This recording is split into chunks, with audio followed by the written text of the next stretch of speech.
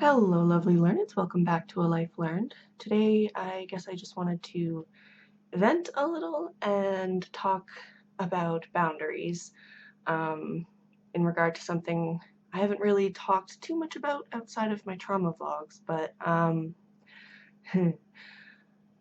one of the unfortunate consequences of the abuse that I went through was isolation and specifically isolation from everyone and anyone that I grew up around in younger years before my adolescence. And so that meant, I didn't talk to or have experiences with either of my siblings or my parents or anyone like that was a childhood friend and all that jazz.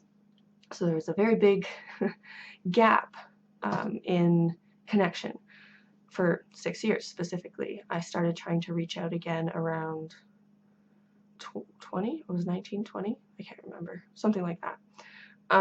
But anyway, I've reestablished, I've had connections with some of my friends, but the attempts to reestablish connections with family members has been much more complex and complicated and dramatic. Initially, I just wasn't talking to my parents. Then I was talking to my father. Then I very slowly started talking to my mother. Then, because of family drama, I stopped talking to her for a while. But that was actually a personal lesson for me to not necessarily experience things in isolation of each other, but not to make decisions on one relationship based on something that happened between other people. Just long story short, things happened that made me upset with her, but she didn't do them to me at all. It was another family member. And so I just made the decision that what's between us needs to be between us, and I need to not, certainly there was discussion, and she acknowledged that I didn't agree with her actions, and she thought that they were wrong. But more the thing is that I just learned that bleeding relationships like that can lead to a lot of toxic things and just complicated stuff that's really unnecessary in life. At least that's how I felt about it. And so the relationship I have with her is with her. What she and I experience in our relationship does not need to influence how I feel about other people in the family. And so through the years, specifically the last few years, she's really kind of surprised me. And for one reason or another, she's just been there more. She's been more supportive in a way I didn't ever really expect. Just kind of like, oh, okay, cool. She's still herself in some ways that it's like, I feel like I need to be patient, and I get frustrated with her, but that's just family. And then with my dad, I mean, we're close in the sense that we really understand each other, but he's still got a lot of his own struggles. So he's often very busy trying to manage that. My sister, things have kind of been off and on. We've had our drama, but she's always kind of come around and been mature and talked to me about things and just been like, I love you, we're sisters, whatever. And so now we're quite close, the closest I feel like we've ever been in our adulthood, which means so much to me. It's awesome. But the reason I'm making this video, honestly, is because my relationship with my brother. Oh, I have this habit of laughing when I'm feeling really uncomfortable on camera. But the fact of the matter is, I've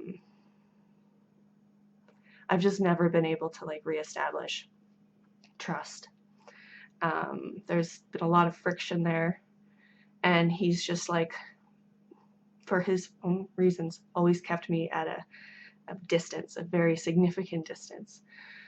And initially my way of coping with that was fine, if that's what you want. And so I just went my own way for the most part, saw him maybe occasionally because we happened to have the same parents, but that was it, and it was fine. Then he had a kid though. And if anyone follows me on Instagram, you'll see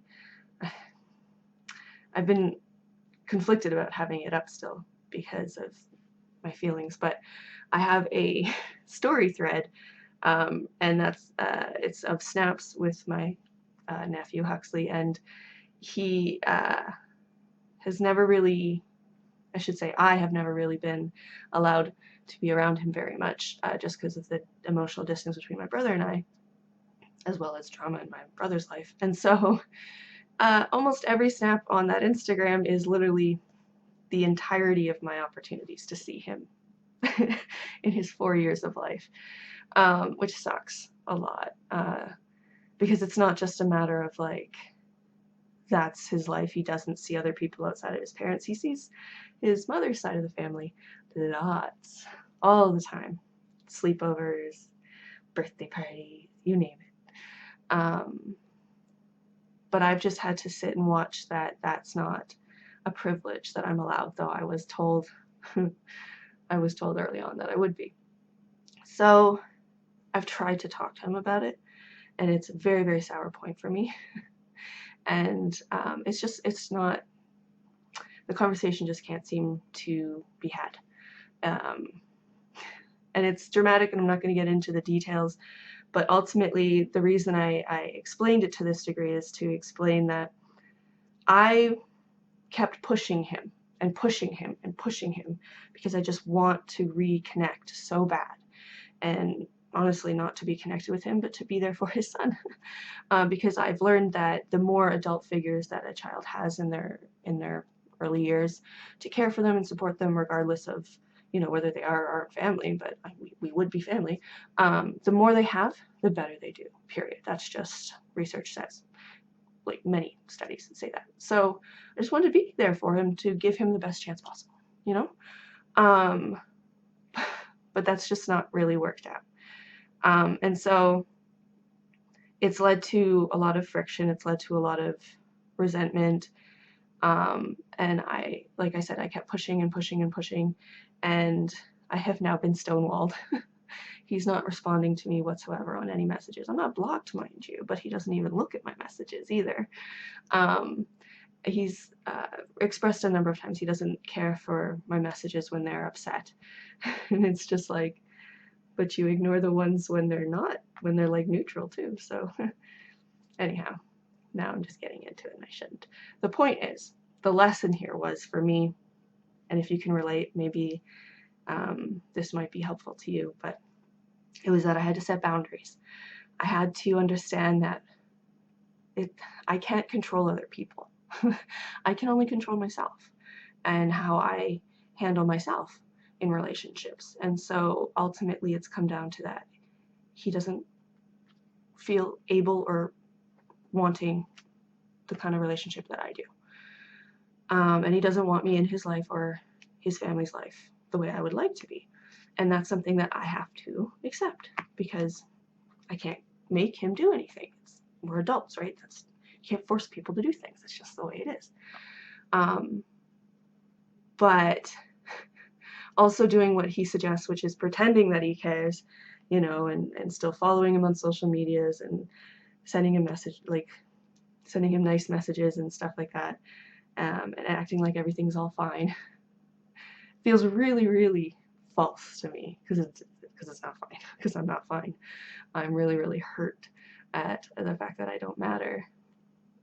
And that's just the years that I was away from the family were really, really, really hard for him. He was really alone. And so in his mind, I'm one of the people who abandoned him. And it's something you have to accept for empathetic purposes, that's the way it is. And so, and maybe there's other stuff about like that's going on that I don't understand. I mean, I feel like that's definitely for sure, but he won't talk to me, so how could I know? Ultimately though, to protect my emotions, to protect my state of mind, and to stop going crazy about feeling like unworthy and unwanted, I had to stop. I have to stop. I need to be like, okay, that you don't want this, so I need to accept that. I unfollowed him on social media. There's no blocking. We can still communicate if we want to, but I unfollowed him on everything. I'm taking, like, I took down a video I made of his son's birth, and I'm thinking of taking down that story thread, like saving it digitally and then just taking it down, just because it hurts, like it pangs in this way to look at those things. And it doesn't do me any good. Like it's just toxic for me, you know? And so it's a boundary I have to set up that, okay, it's better for me to adjust to your absence than to change my healthy boundaries to fit the way you want to be disrespectful towards me, which is to pretend that everything's okay, like on birthdays or holidays, and and then to literally just ignore me otherwise. Yeah, like, and basically to expect me to be there to provide, expensive gifts for your son, or helpful things, or like when he was young, I was doing a lot of that, and or if you need help, for me I just should be there because I'm family. But you don't have to put in, like, no. That's just, I can't do that. So for me, the boundary has to stay, like, I have to practice healthy boundaries, which is accept it's not going to happen, and basically stop trying to involve myself in their lives and seeking out connection, and just let it go, basically. Let it go, so this kind of, I finally accepted this like yesterday, and it hurts bad. So there's still a lot of processing to do, but I guess the reason I wanted to share it was, one, I wanted to vent a little. Thank you for listening. But also I just wanted to say, I can relate if you're struggling with your family connections. Mine is specifically because I was a ghost for 6 years, and so that created a really huge fracture that, in his case, couldn't be repaired, or not yet. Maybe in the future, but it's not something I can hold out for right now. I just gotta go do my thing, do my life, So yeah, if you can relate, I can relate. I'm sorry if you're relating in the sense of pain, but you're not the only one, of course. And I do just want to suggest that you reflect on your boundaries, and whether it sucks or not, it is ultimately the best thing to put yourself first, if like that's all that's left, because you take care of you in the same way that they take care of them, right? You can't force someone else to do anything. You can only control yourself. So that's what I'm doing in this case. And it sucks, but such is adulting. Please do comment below if you can relate, and otherwise join me again next week or sometime soon, where I try again to share a little something I've learned or experienced in life.